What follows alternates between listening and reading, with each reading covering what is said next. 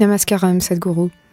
Donc, en ce qui concerne la situation en Chine et maintenant partout dans le monde, avec le coronavirus, ça a créé beaucoup de tensions en Chine. Et aussi dans d'autres pays, les Chinoises ont fait face à beaucoup de discrimination.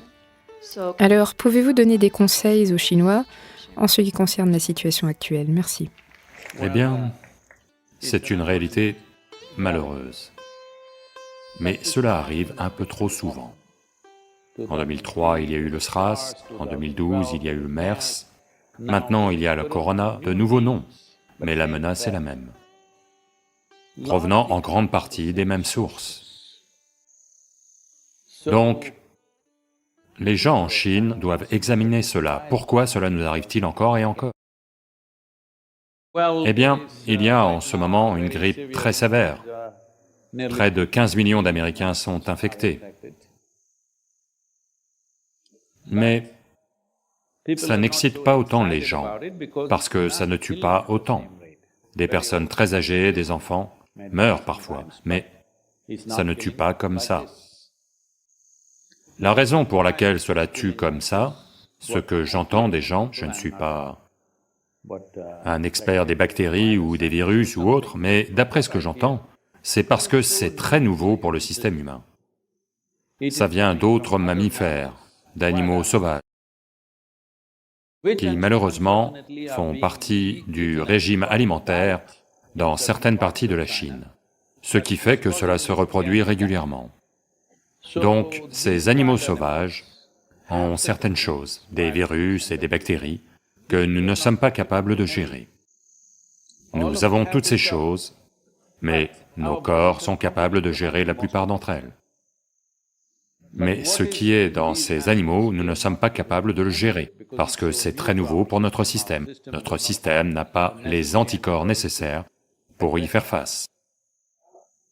Cela dit, ceci est un problème culturel que le peuple chinois devrait examiner sur le long terme. Le gouvernement chinois, autant que je sache, est sur le pied de guerre. Personne ne peut faire plus, autant que je sache, quand je regarde les mesures qui sont prises, mais ils ne seront pas capables de le contenir parce que les gens vont bouger. Si je dis « ne toussez pas », vous allez faire donc les gens sont comme ça. Donc les gens vont bouger, et ils ont déjà bougé. On estime que près de 5 millions de personnes de Wuhan ont peut-être voyagé à l'extérieur. Alors, où sont-ils tous partis? Êtes-vous ici? Nous ne savons pas où ils sont tous partis. Pourquoi ils sont partis? Ils peuvent avoir l'air en pleine forme, mais ils peuvent quand même être en train de le propager. C'est ce qui est unique avec cette chose, ils ne seront pas malades, ils auront l'air en parfaite santé, et vont quand même le répandre. Donc, il y a une certaine peur parmi les gens. Bien sûr, il y a des vidéos qui circulent, qui vous montrent comment vous, doum tombez raide mort ici même dans la rue. Donc, quand vous voyez un visage chinois, les gens ont peur. Cet alarmisme va inévitablement apparaître. Mais les Chinois doivent aussi comprendre que c'est un moment sensible. Ne prenez pas l'isolement pour de la discrimination. S'il vous plaît, ne faites pas ça. S'il vous plaît, il n'y a pas de discrimination. Mais si vous êtes infecté, même dans votre propre maison, ils vont vous isoler, n'est-ce pas? Juste comme ça. Donc, les Chinois devraient aborder cela dans un bon esprit et ne pas tousser. Mais il y a différentes façons d'aborder cela. Certains vont le gérer de façon désagréable, certains vont le gérer de façon agréable. Avons-nous cet audio? Permettez-moi de jouer un audio pour vous. Il y a différentes façons de faire face à une infection.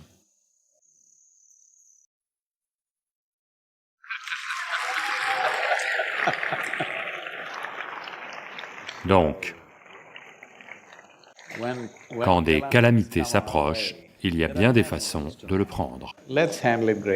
Prenons-le gracieusement. Il y a toujours quelque chose qui arrive. Un virus arrive, ceci va arriver, cela va arriver. Mais comment nous le prenons est entre nos mains. Alors peut-être que nous allons gérer cela aussi, espérons-le. Mais quoi qu'il arrive, abordons-le gracieusement. Si quelqu'un est infecté, À coup sûr, il a besoin d'isolement, mais aussi de compassion, pas de discrimination, d'accord?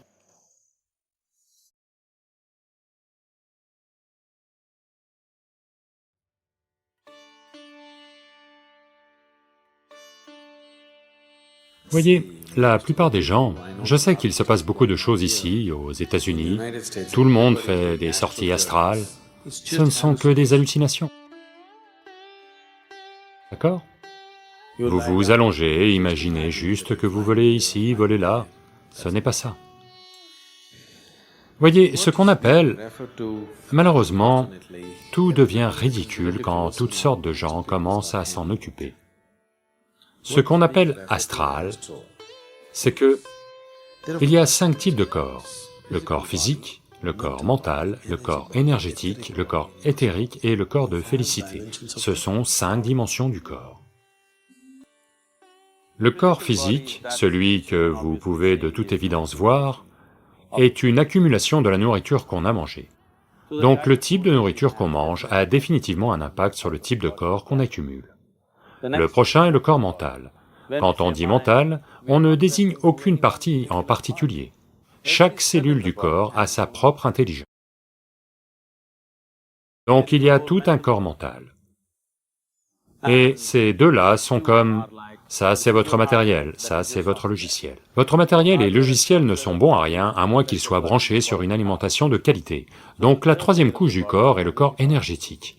Les 3 premiers, le physique, le mental et le corps énergétique, sont de nature physique. Ils deviennent juste plus subtils, mais ils sont toujours de nature physique. La 5e couche du corps, qui est appelée corps de félicité, est totalement non physique.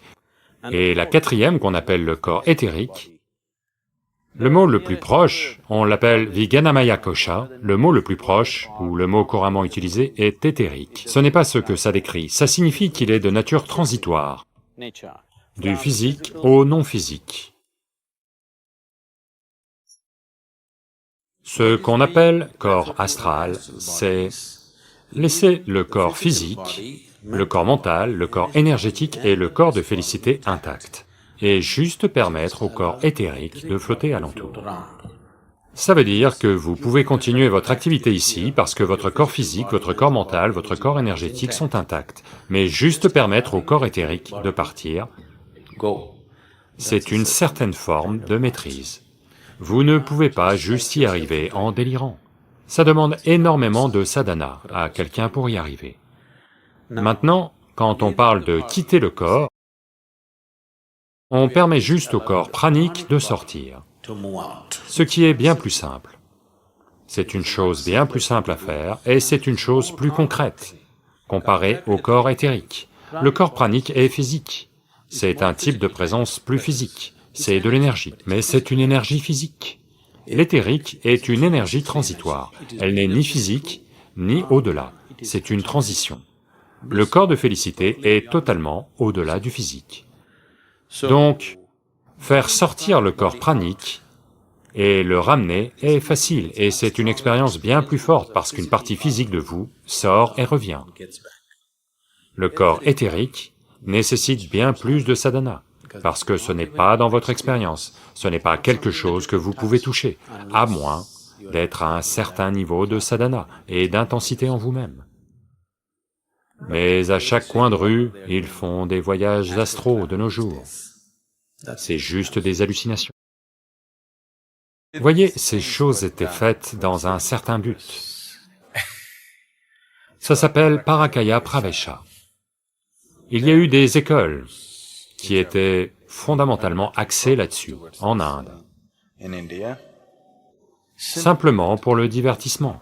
Ça ne vaut pas la peine d'explorer ces choses, parce que ça demande énormément d'efforts pour maîtriser ces choses, et à la fin, quoi? Qu'avez-vous atteint? C'est sans conséquence au niveau spirituel.